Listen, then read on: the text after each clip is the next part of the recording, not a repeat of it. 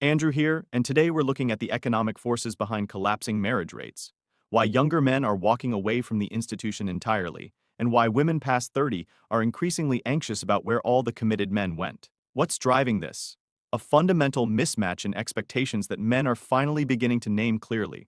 Women are running a temporal arbitrage, pulling from two completely different eras simultaneously. They want the courtship, the provision, the protection of a previous generation. But they want to contribute, behave, and show up the way women do today, which increasingly means maximum demands, minimal obligations, and no real accountability. And men are catching on. Not all at once, not every man immediately, but the pattern is spreading. Men running the numbers on modern marriage and reaching the same conclusion. The deal is catastrophically bad. The double standards have become too visible to dismiss. The manipulation tactics that worked on their fathers and grandfathers are losing effectiveness on men who have real alternatives. The foundational lies about what partnership means have been exposed. Here's what a growing number of men are realizing. Women, and specifically wives, have become overpriced relative to what they actually deliver. They're setting monopoly prices as if they're the only option on the market. They're not. The market has already begun adjusting around them. Today, Andrew is breaking this down. The economic case against modern marriage, what women historically brought to the table and how that's shifted, the alternatives men are increasingly choosing, the delusional pricing most women are operating under, and what the realistic path forward actually looks like. This isn't about grievance. It's about market forces. And right now, the market is sending women a message they're working very hard not to hear. The time warp. 1950s expectations, 2025 contribution. Let's define the game precisely so we're working from shared understanding. The pattern, not universal but dominant enough to shape the landscape, involves women selectively borrowing from different eras, taking the expectations from one period while quietly abandoning the reciprocal obligations that made those expectations reasonable. From the past, she wants financial provision. He covers dates, the ring, the wedding, the honeymoon, the primary household income. She wants to be pursued and won. He plans, he demonstrates value, he earns her attention. She wants leadership and protection. He handles problems, makes difficult calls, shields her from consequences. She wants chivalry and deference. Doors opened, her preferences prioritized, her comfort elevated. She wants full commitment. Once she's in, he's all in. These expectations came from an era when women held up their side of a defined social arrangement. The model functioned because both parties delivered. What she's actually bringing in the present: sporadic domestic contribution at best, a career that serves her independence rather than the household, physical intimacy that becomes conditional and dispensed on her terms, emotional volatility that he's responsible for managing, while she carries no equivalent obligation toward his emotional state, constant low-grade evaluation of whether he's performing adequately, and a financial and personal exit strategy kept quietly in reserve, because she's never quite fully arrived. That's the modern model in its plainest form. Maximum personal freedom, minimum delivered obligation, expectations of an earlier era attached to the output of the current one. The problem that's becoming impossible to ignore. Men are being asked to provide at a 1950s level while receiving the 2025 version of a partner, which amounts to nothing guaranteed, everything conditional. What women historically actually offered. To understand why modern marriage is economically failing, you have to understand what it once genuinely provided men. Value he couldn't easily replicate elsewhere. Think about how rare and expensive spices were 500 years ago. Men crossed oceans for them. People died for them. They commanded extraordinary prices because supply was locked. Then supply opened up. The premium collapsed overnight. The spice didn't get worse. The scarcity did. Apply that logic here. In an earlier era, a wife provided things a man genuinely could not access through other channels. Sexual intimacy was, for most men, locked behind marriage. Contraception was unreliable, casual arrangements were socially unacceptable, and commitment was the only real pathway to consistent physical closeness. Domestic labor was skilled and time-intensive. A working man genuinely could not manage a household alone without significant cost to everything else. Child-rearing assumed a present mother. Fatherhood and marriage were inseparable. Social and professional standing often required being a married man. Emotional intimacy was largely unavailable to men outside the home. And household economics genuinely benefited from two people operating together towards shared ends. In that model, the exchange was legitimate. He brought financial security, protection, status. She brought domestic management, sexual access, child rearing, companionship, household function. Both parties received things they couldn't easily obtain independently. Neither could simply replicate what the other provided. It was a real value exchange. Everything she offered is now available elsewhere that was then. Here's what the modern landscape actually looks like for men.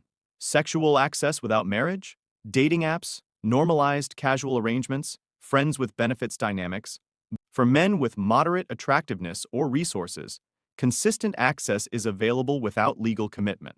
Cost is manageable. Commitment is optional. Domestic function without a wife?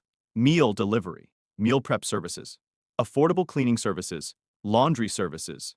A man with a reasonable income can outsource effectively every domestic task. The quality is often higher and more consistent than what a modern spouse provides, because professionals do their jobs reliably and he controls the standard. Companionship without marriage? Male friendships, hobby communities, professional networks, online communities. Social connection is available without romantic entanglement. The quality is often stronger because it's genuinely voluntary and reciprocal. Social respectability without a wife? Being unmarried carries no meaningful stigma anymore. Career advancement doesn't require a spouse. In many circles, building a successful independent life reads as higher status than being in a difficult marriage. Financial advantage without sharing income?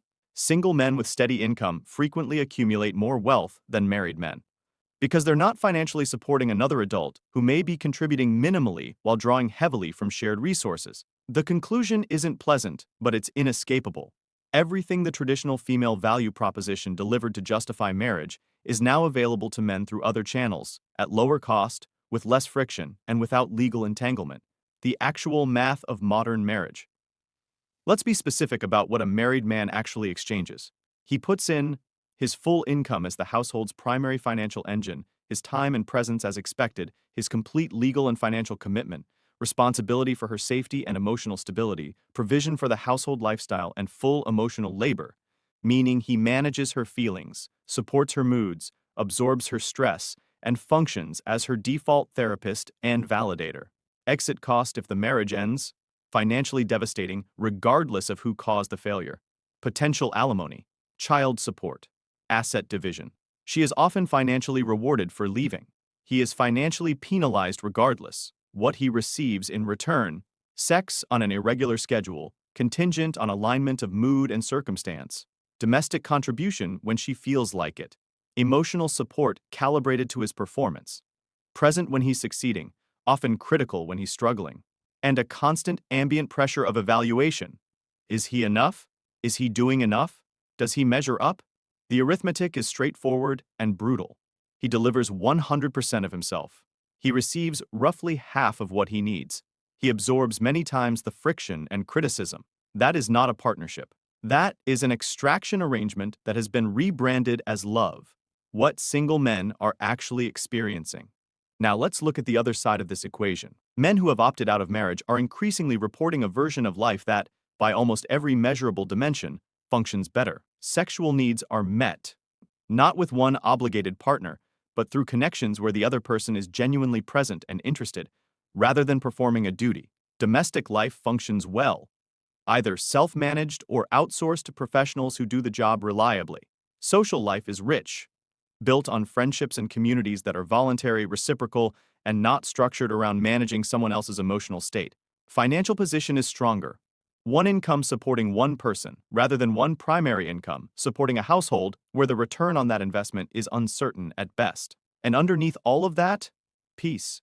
The simple, profound absence of constant evaluation, ambient criticism, performance anxiety, and the low-grade stress of walking through your own home wondering what you're failing to do right. What that costs him? A fraction of the mental and financial load that modern marriage demands. The cost-benefit conclusion writes itself. Singleness, for a large and growing number of men, is objectively the superior arrangement. The delusional pricing problem here is the core market failure. Women who believe that what they offer remains exclusive, that men still need marriage to access it, are pricing themselves out of consideration with the men they actually want. They're operating from assumptions that were accurate in a different era and are simply false now. The assumption that he needs her for sex. He doesn't.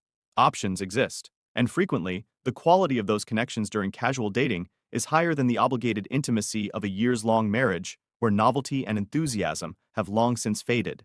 The assumption that he needs her to manage his home. He doesn't. He can do it himself or hire someone who does it better and more consistently. The assumption that he needs her for companionship. He doesn't. Friends, community, and hobby networks provide meaningful connection without the friction. The assumption that he needs marriage to be socially whole. He doesn't. The social penalty for remaining single has effectively disappeared. The assumption that he needs her to be happy. Increasingly, men are discovering the opposite. The removal of chronic criticism and emotional volatility produces a quality of daily life they didn't know was available to them. Operating from these false assumptions, women are demanding premium terms. Extensive courtship, full financial provision, complete commitment, deference to her preferences, while delivering well below what would justify those terms. Expecting the returns of a luxury offering while delivering something functional at best. The market doesn't sustain that pricing indefinitely. It corrects. The correction that's already underway. This isn't a prediction. It's a description of what's happening right now. Marriage rates among younger men are at historic lows. Men under 35 are watching what happened to the men before them in divorce proceedings and drawing rational conclusions without having to pay personally for the lesson. Women past 30 are increasingly finding that the high-quality men they expected to be available when they were ready, successful, stable, emotionally grounded, have either built lives without them or quietly exited the marriage market. The "where did all the good men go" conversation is accelerating, with little honest examination of why those men left. This is a market correction. When prices exceed value and alternatives exist, buyers adjust. Men are the buyers. They are adjusting. Whether the market acknowledges it or not is irrelevant. The behavior has already changed. The two options actually available women looking at this landscape honestly have two paths forward. The first is to become a genuinely valuable partner, meaning actually delivering what justifies the cost and commitment marriage demands from a man. In practice, that means consistent domestic contribution, cooking regularly, maintaining the home, creating an environment he genuinely wants to return to. It means respecting his direction and effort, rather than subjecting him to constant evaluation against a standard he can never quite reach. It means making physical intimacy a consistent and genuine part of the relationship, not a reward system or a negotiating tool. It means supporting his goals with actual investment, not performative encouragement followed by quiet resentment when his priorities don't center her. It means showing up financially as a real partner rather than maintaining independence as a hedge while benefiting from his provision. It means being someone whose presence in his life makes it meaningfully better rather than more complicated. The second option is to continue as things are and accept the consequences of a market that has already begun repricing accordingly. There is no third option that involves maintaining current contribution levels while demanding prior-era commitment and provision. That gap is exactly what men are responding to. Pretending it doesn't exist doesn't close it. Andrew here. If this framing gave you something real to work with, drop a comment. Subscribe for more of what the mainstream won't say plainly.